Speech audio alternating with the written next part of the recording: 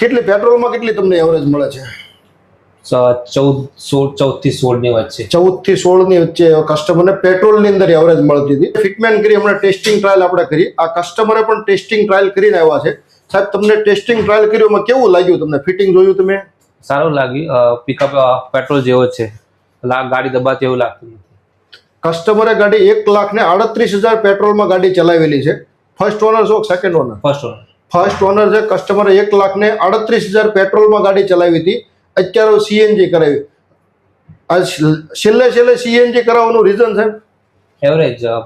એ 1,00,000 kilometre ઉપર average ઘટે ને સીએનજી માં એવરેજ અમારે ફરવાનું વધારે હોય એટલે એવરેજ વ્યવસ્થિત. હવે તમને એવું થયું કે ભાઈ આની કરતા પહેલા સીએનજી કરાવ્યું તેવું કઈ લાગ્યું ખરું?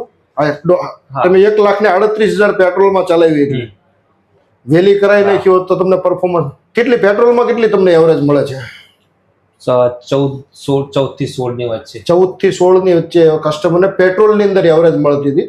હવે આ જ ગાડીની અંદર 21 થી લઈને 24 સુધીની એવરેજ મળશે. એમાં પણ જો કસ્ટમર વ્યવસ્થિત ચલાવશે કસ્ટમર ગાડી તો 28 થી લઈને 30 સુધીની આની અંદર માઇલેજ મળતી હોય છે. Okay, thank you.